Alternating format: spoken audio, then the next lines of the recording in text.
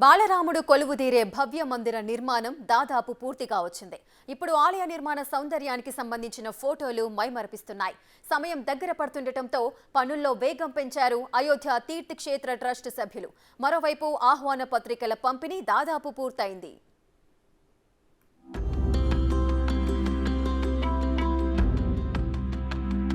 కోదండరాముడు కొలువు తీరేందుకు కొనసాగుతున్న count down, శరవేగంగా కొనసాగుతున్న ఏర్పాట్లు, అతిథులకి అందుతున్న ఆహ్వాన పత్రికలు, సర్వాంగ సుందరంగా ముస్తాబవుతున్న అయోధ్యకు వెల్లువెత్తుతున్న కానుకలు. మరో 2 వారాలు ఆ అభినవ రాముడు అయోధ్యలో కొలువై కనుల విందు చేసేందుకు ఉన్న సమయం.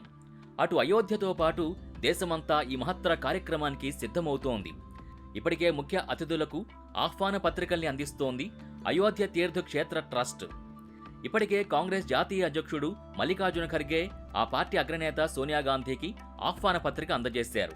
దిగ్గజ cricketer Sachin Tendulkar, Virat Kohli, Bollywood super star Amitabh బచ్చన్తో పాటు ప్రముఖ పారిశ్రామికవేత్తలు ముఖేష్ అంబానీ, గౌతమ్ అదానీలకు ఆహ్వాన పత్రికను స్వయంగా అందజేశారు. ప్రతి ఒక్కరికి తమ ప్రతినిధులు పత్రిక ఇస్తున్నారని, పోస్టల్ కొరియర్ ద్వారా పంపడం లేదని ట్రస్టు సభ్యులు స్పష్టం చేశారు. కళారంగంలో ఉన్న ప్రతి ఒక్కరికి ఆహ్వాన పత్రికలు అందజేస్తామని ట్రస్టు సభ్యులు తెలిపారు. దేశంలోనే కాకుండా విదేశాల్లో ఉన్న 50 మంది అతిథుల్ని కూడా ఇన్వైట్ చేశామని చెబుతున్నారు. తాజాగా బాలీవుడ్ జంట రణబీర్ కపూర్, ఆలియా భట్కు అధికారికంగా ఆహ్వానాలు అందాయి. తనకు కూడా అయోధ్య రామమందిర ప్రారంభోత్సవానికి ఆహ్వానం అందిందని మెగాస్టార్ చిరంజీవి తెలిపారు. ఈ నెల 22న కుటుంబ సభ్యులతో కలిసి అయోధ్యకు వెళ్లనున్నానని ఆయన తెలిపారు. మరోవైపు ఆ రఘురాముడి భక్తుల కోసం ఉత్తరప్రదేశ్ సర్కార్ అన్ని ఏర్పాట్లు చేస్తోంది. హెలికాప్టర్ సర్వీసుల్ని ఏర్పాటు చేస్తామని యూపీ పర్యాటక సాంస్కృతిక శాఖ తెలిపింది. అయితే ప్రాణప్రతిష్ఠ జరగనున్న ఈ నెల 22వ తేదీకి ముందుగానే ఈ సర్వీసుల్ని ప్రారంభించే ఆలోచనలో ఉంది యూపీ సర్కార్.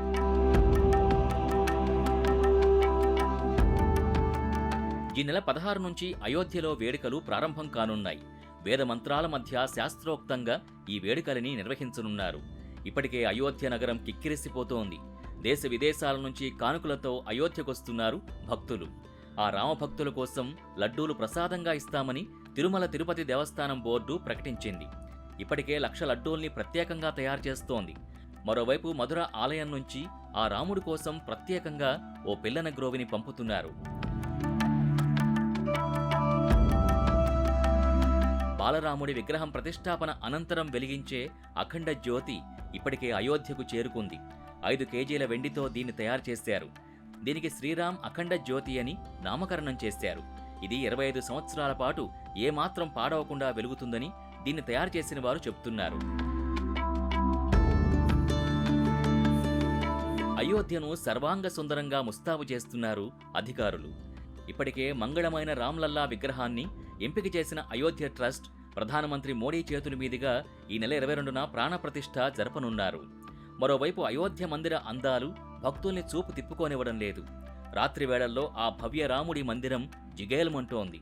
ఆ ఫోటోలు ఇప్పుడు నెట్టింట్లో వైరల్గా మారాయి.